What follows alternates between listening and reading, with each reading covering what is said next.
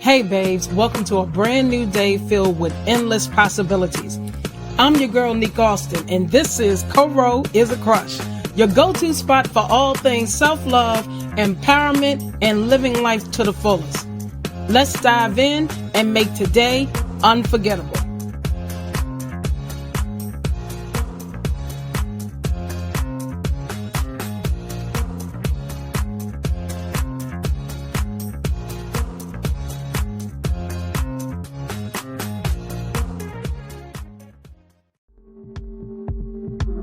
Hey y'all, and welcome back to another episode of CoRo Is a Crush. I'm your host, Nick Austin, and today's episode is very personal and near and dear to my heart. So today is April the 2nd, which is World Autism Awareness Day. And if you've been following me for a while, you know that this isn't just a day on the calendar for me. I'm a proud autism mom. My son is my heart, my teacher, my reason for living. And this journey, it's one that's taught me more about faith, strength, and surrender than anything else I've ever walked through. So today, we're not sugarcoating. We're going to talk real. We're going to talk raw. And we're going to hold space for every mom, every dad, every family, and every soul navigating this path. But before we get into it, let me ask you something. Are you ready to grow in faith, creativity, and purpose? Then CoRo Is a Crush needs you. If you love this show, support it on Buy Me a Coffee, grab some podcast merch, or become a fan with a membership. Links are in the show notes. CoRo & Company is now available at 2 amazing locations. Not only are we at the Williamsburg Bazaar, but we're also in my hometown of Farmville, Virginia at the Blake & Gray Company. Discover my inspiring stationery, custom apparel, and self-love essentials in person. Check out my booth at the Williamsburg Bazaar, located at 5625 Richmond Road, Unit F120, Williamsburg, Virginia 23188. And the Blake & Gray Company, 142 North Main Street, Farmville, Virginia 23901. Also, if you are in town on April the 6th, which is Sunday, come and stop by my booth at the Artesian Market, which will be held at the Williamsburg Outlet Premium Mall. Make sure that you come and check me out, see what new items I have to offer. I will be releasing my newest collection, which is the Glitz and Glam collection, which are my luxury journals. They are awesome. I put my heart and soul into this because we are transitioning to a luxury faith-filled boutique. So I figured, what the heck? Let's create some luxury journals. I hope y'all love exactly what it is I put in these journals.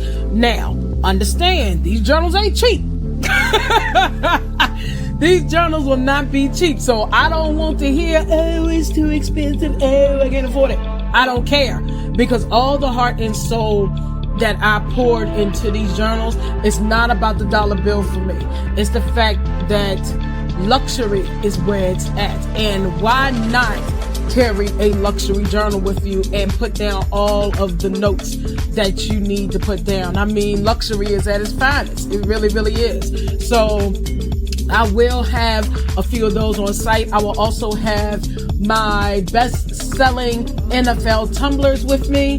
I will also have my tote bags, as well as my best-selling self-love journals. I will have them also on site. The vendor show is from 11 in the morning to 3 in the afternoon. Make sure that if you are in the area of Williamsburg, make sure that you stop by. And here's a bonus. If you mention that you listened and found this vendor show through the podcast, CoRo Is a Crush, I will give you a 15% discount off your total order. All right? 15% off. Anybody mentions that they heard about this vendor show through my podcast. This vendor show is sponsored by Imperial Events LLC, which is based out of Newport News, Virginia. All right. So now, if you've been listening to this podcast for a while or receiving my newsletters, then you know I am a big fan of Flowdesk. Email marketing is the number one way I protect my business growth. Unlike social media, I own my email list. If you haven't heard of Flowdesk before, it's a beautiful, intuitive email marketing tool that I use to consistently email my list. So if my favorite social platforms change or disappear altogether, I can continue connecting with my audience. It empowers me to stop solely living at the mercy of an algorithm and ensure my messages reach my audience consistently.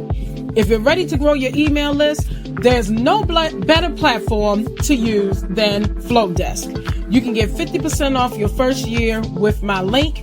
Go to beacons.ai/CoRo and Company to access the link. Make sure that you're following us on Facebook, Instagram, and Pinterest at CoRo and Company, all one word, where you will find out what's going on with CoRo in real time. Also, make sure you're on our email list so you can catch all of CoRo's deals and you don't want to miss those. Go to CoRoandCompany.com to sign up and join the tribe. All right, people. All right, let's get into it. Today's topic is called It's Time to Release and Reset. So, I have a disclaimer. If you hear me get emotional on this podcast, just say "aw," because as an autism mom, I've talked about being an autism mom for 17 years because my son is now 17, and it gets easier, but there are small triggers along the way that just take me to the boiling point, and I have to break down in tears. So as a disclaimer, if you hear me crying on the air, or if you hear my voice do a little wobbling, you understand why. This is very passionate to me, but I hope and pray that I can get through this episode today without shedding one tear, and actually shedding tears of happiness and joy instead of tears of sadness and sorrow. All right. So being an autism parent is layered. It's not a straight path, and no 2 days look the same. It's full of love, deep, unconditional love, but it's also full of moments where you question everything. It's watching your child struggle to communicate while the world moves too fast to notice. It's standing in the middle of a store while your child is having a meltdown and strangers are staring instead of offering compassion. I remember when my son, his name is Jaquise, but we call him Jay. I remember when Jay was, I want to say he was maybe 2, maybe a year or 2 years old at the time, and he had a meltdown in the store. I'm thinking it was because he saw a toy that he wanted, and I told him no, and he got upset. I had no idea that my son was autistic until, I'll never forget, I had the elderly, well, not even the elderly lady, she wasn't elderly, it was an older woman, because I was in my 20s. It was an older woman that walked up to me and she said to me, "Your son is displaying symptoms of autism." And I looked at her and I wanted to punch her in the face. And that's the God's honest truth, because my thing is, number one, woman, you don't know me. And number two, what is autism? What are you talking about? And I looked at her like she was crazy. And I said, "No, ma'am, he's actually showing off because he wants this toy and I don't have the means to buy him this toy." And she said, "No, it goes deeper than that. Your son is displaying symptoms of autism. I suggest that does he go to daycare?" And I said, "Yes, ma'am." She said, "I suggest you talk to the daycare to see what they can do to help him." And at that time, in my 20s, I was about 24, 25. I did not want to talk to nobody about no autism. I could have cared less what autism was. I thought the lady was crazy. But it wasn't until my son got ready to start school, and he ran around in the room, and this was on kindergarten registration. He ran around in the room. He wouldn't sit down. He kept messing with young kids. He was following the crowd. And I was trying to figure out, why wasn't my son being interviewed for kindergarten? Why are we still sitting here? And we literally sat there from 9 o'clock in the morning till 4 o'clock in the afternoon, not being seen. And my son was the last person to be seen. And I remember the special education department came to me and they said, Miss Christian, because at the time I wasn't married, Miss Christian, your son has to be enrolled in special education. We were watching him and observing him, and he is displaying symptoms of autism. Here we go with this A word again. And I'm like, no. My son does not have autism. I don't even know what autism is, blah, blah, blah. So the special education director, she said, well, autism is a developmental delay in which your son will be placed in special education classes because he cannot focus when there's other children around. He is overstimulated because there are so many kids in this room, and we can help him get back on track. And I said, no, we're not doing that. I'm not doing that. You can forget it. We're not doing this. And special education director, she basically told me in one lump sum, okay, I will give you until the first day of school. If he displays signs of autism on the first day of school, then I will have to take matters into my own hands and place your son in a special education classroom. And I said, okay, try me. I really did. I said, okay, try me. At that time, like I said, I wasn't trying to hear it. By then, I was 28. I wasn't trying to hear this. So this was around the time, this was 2012. I met my future husband.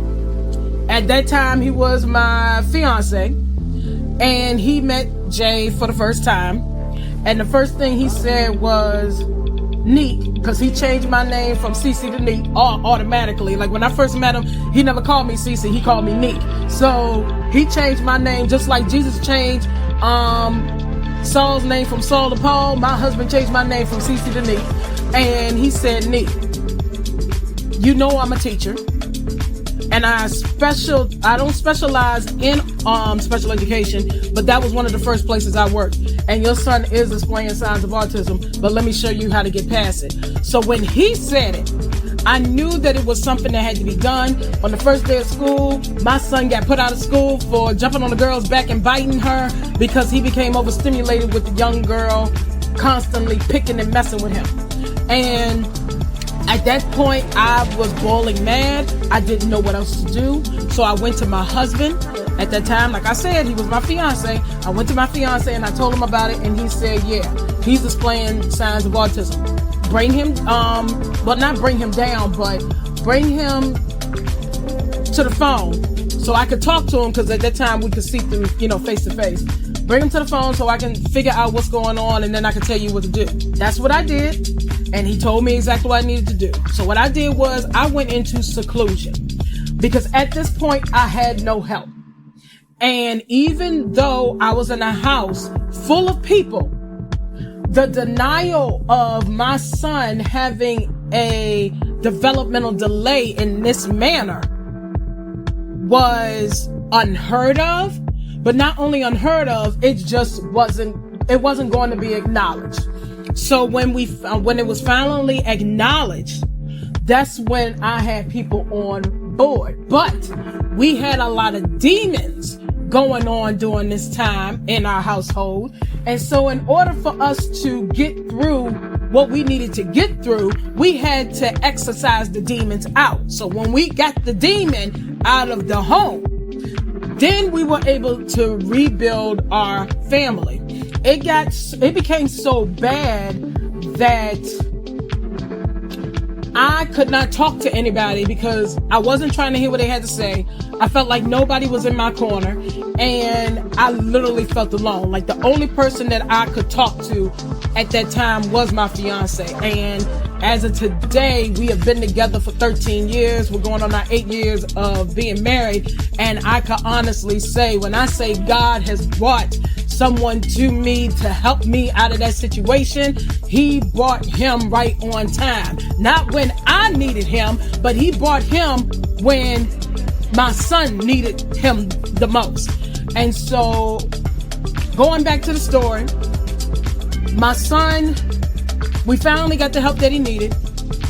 The first time that the school decided that we wanted to have an IEP meeting. And I went to my mom, who at the time she was a school counselor, and I said, Mom, what is an IEP meeting? And she said an IEP stands for Individualized Educational Placement. And it's a document that special needs children have in order to receive the services that they need so that they can get the education that they deserve. Okay.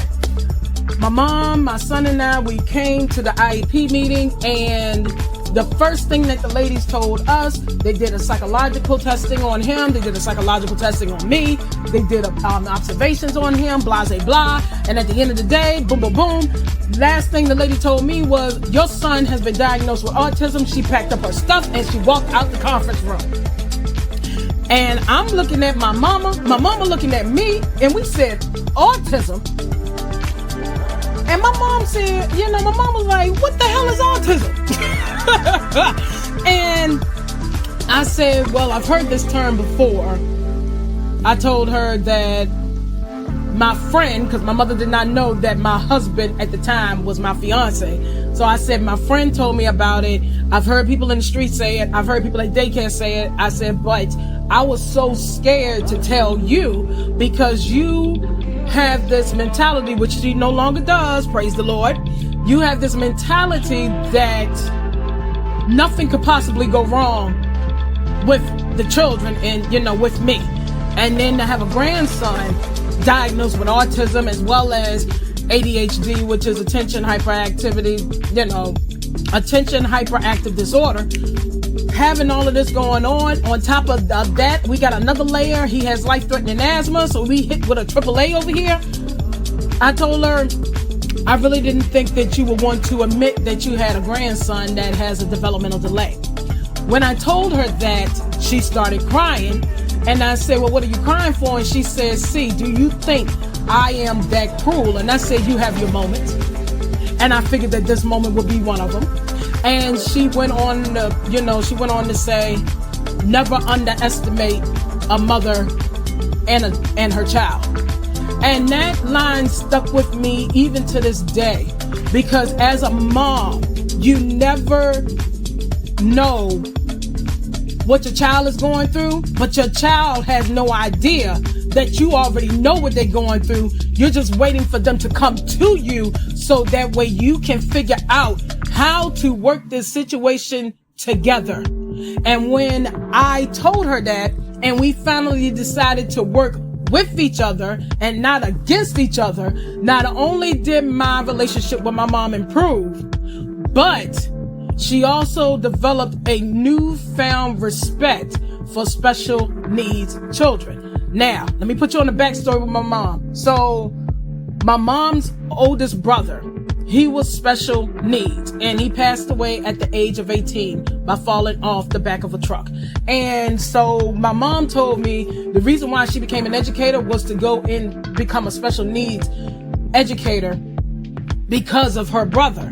But I think the coolest part about my mom being an educator is that not realizing that I will give birth to a son who is special needs, but to watch her and my son have this bond that is unbreakable, it speaks volumes, because there are a lot of special needs families out here who, within the families, they choose not to be bothered with someone in the family that has special needs. And in 2025, this year, I'm seeing a lot of families who are willing to step up for the members in their family that are special needs. The mom is not doing it by herself no more. You get the dad involved. You get the grandparents involved. And it's amazing to see how people want to learn what autism is. You just don't want to sit down and just be like, oh, but your child got a problem, blah, blah, blah. Well, yeah, I know he has a problem, but you're the one with the problem. It ain't him. I've had people tell me, you need to beat the disease out of him. I said, first of all, it's not a disease. Let's get that clear. Second of all, it's a developmental delay. Third of all, it ain't even a disability. Let me go back to number 2. It's a developmental delay. So I'm not going to put my hands on my son like that, even though he has had his share of whippings, which he did. He got in his share of taps. Because one thing I have learned as a black mother with a black autistic son, I refuse to allow my son, who is now level 1 high function, to step into this world and not understand the statistics and the repercussions that are up against him being a black male autistic human being in today's society. So when it comes to disciplining my son, I give it to him the same way I discipline my daughter, who is normal. So the bond that they have was awesome growing up, and they always played together. And even to this day, they talk every single day, even though my daughter is in college and my son is getting ready to graduate from high school this year. They talk almost every single day. And if it's not every day, it's every other day. So I am very proud of the connection that they had. They had a little spiff in there, you know, when they became teenagers. But at the end of the day, now that my daughter is an adult and my son is getting ready to become an adult. Now that they are adult kids, their bond is pretty solid. The bond that my husband has with my son is beyond recognition. My husband developed a bond with my son because my my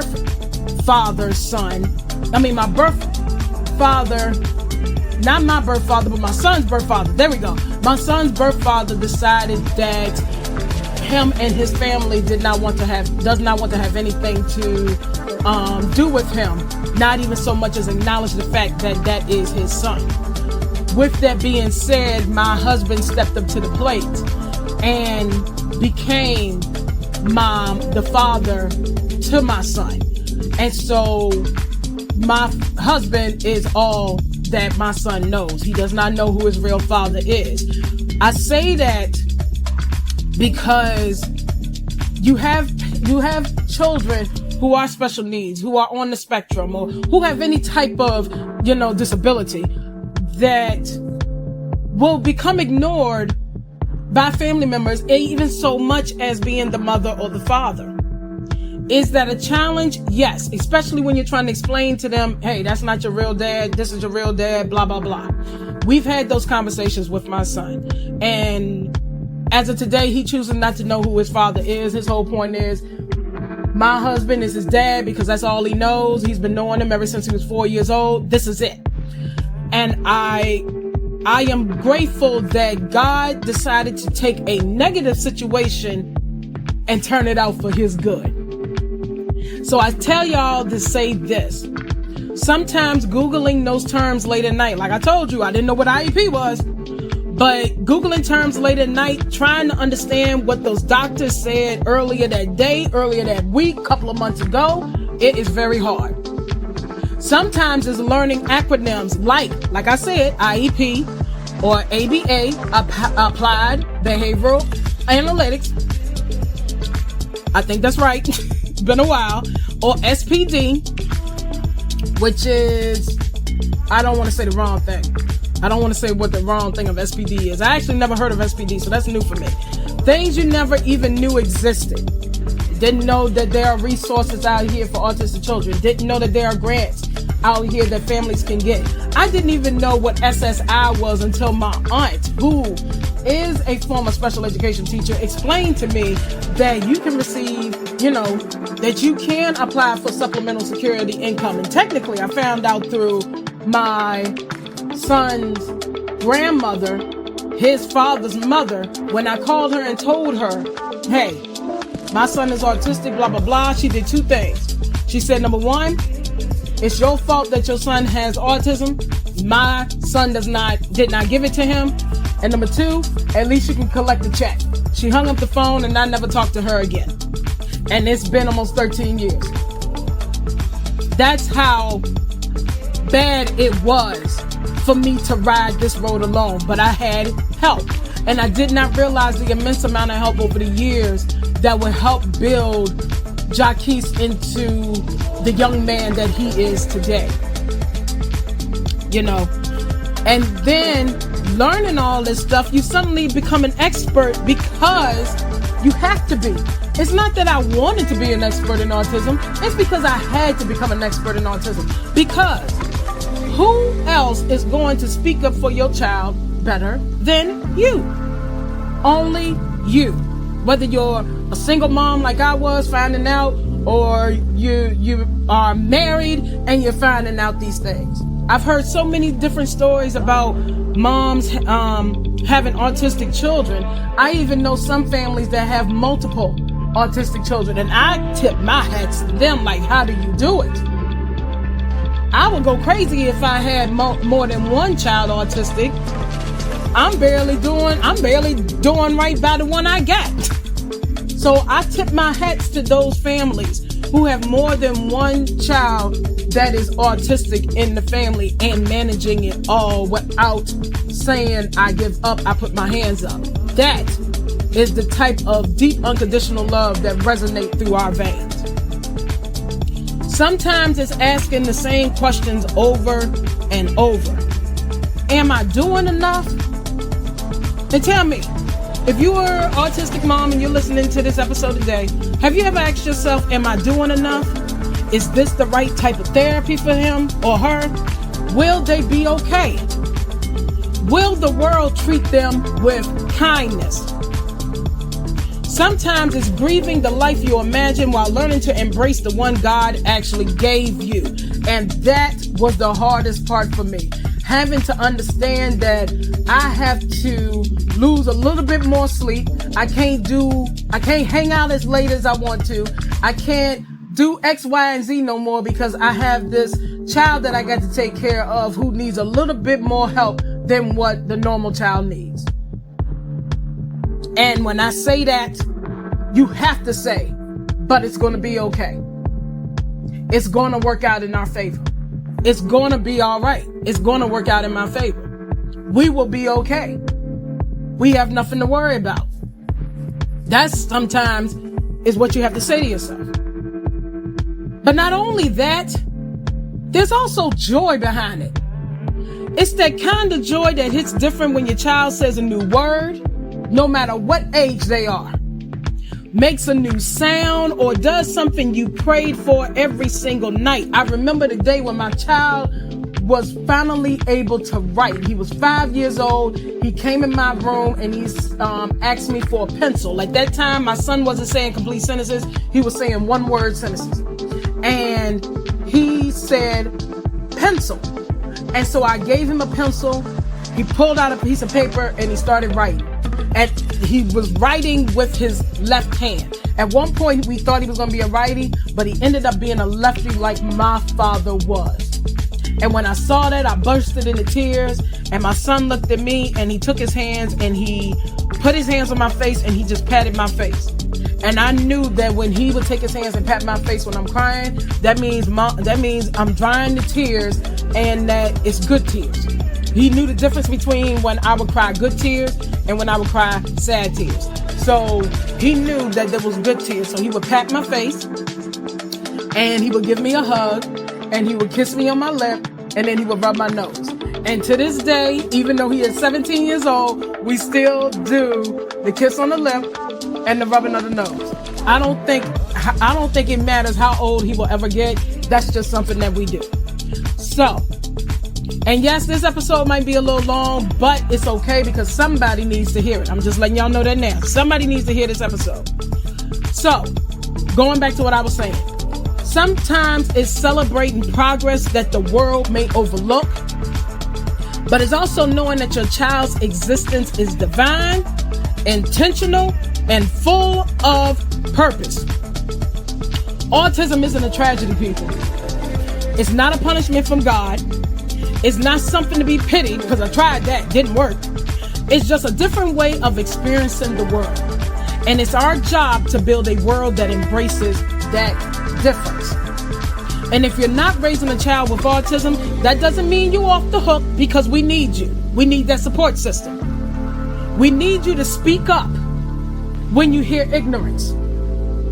We need you to teach your children about acceptance.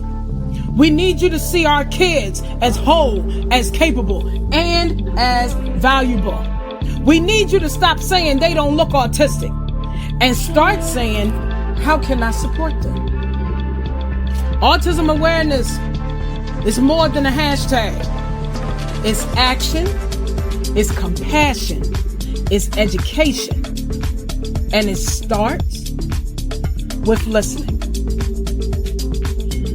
Also, I can't let today go by without telling y'all something exciting that we're doing here. My newest segment, the Self-Love Sermons, officially roll out today. These are 5-minute raw and unfiltered drops of truth, faith, and fire, made exclusively for CoRo Is a Crush subscribers. It's your weekly reminder to love yourself fiercely and walk boldly in your purpose. So, if you haven't subscribed yet, now's the time. Go hit that follow or support button on your podcast app and get access to this new segment I created straight from my heart. Also, you can get access to the first 3 episodes today.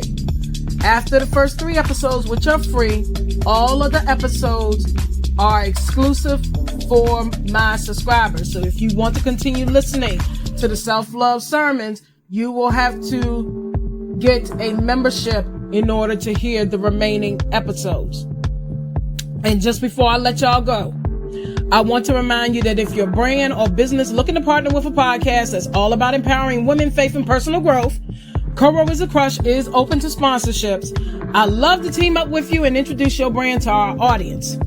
Feel free to reach out at corocrushpodcast@gmail.com if you're interested in sponsoring the show. Thanks so much for your support. And now, back to the good stuff. To the autism moms out there, I see you. I see your tired eyes and your fierce love. I see how hard you advocate, even when your voice shakes. I see you learning, unlearning, and growing, all while raising a child or children the world doesn't always or don't want to understand. But let me remind you of something. You're doing better than you think, honey. You are enough.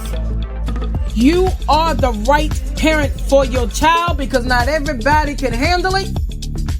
And your love is loud enough. And even when you feel like you're falling apart, your child sees your heart. And that's what matters.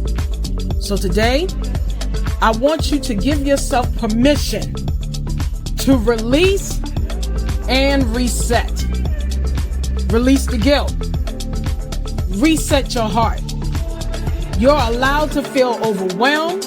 You're allowed to be tired. You're even allowed to not have it all figured out.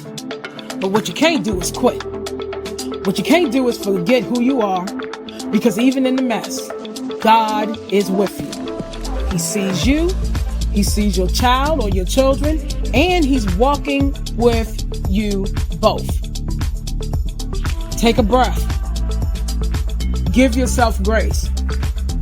And remind yourself, you made it through 100% of your hardest days so far. You're not just surviving, you're showing up, and that is power. Let us pray. Father God, thank you for this space. Thank you for allowing me to use my voice, my story, and this platform to bring light, love, and truth.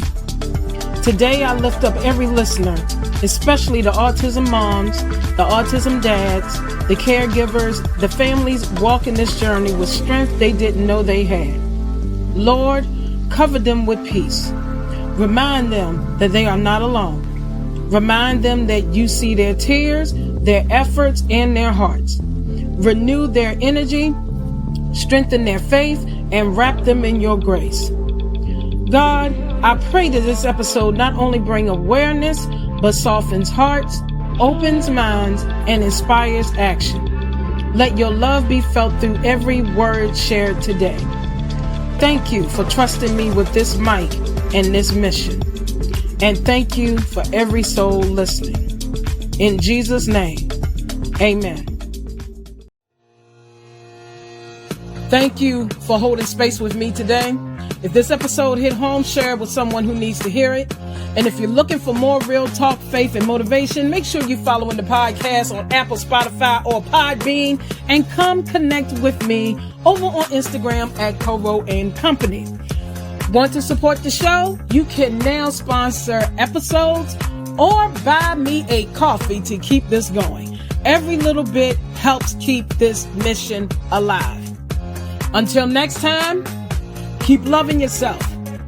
Keep fighting for your babies. And remember, you are chosen, an overcomer, renewed, and walking on purpose. I want you to gain knowledge. Take care of yourself. Go out and be great. Peace and be blessed.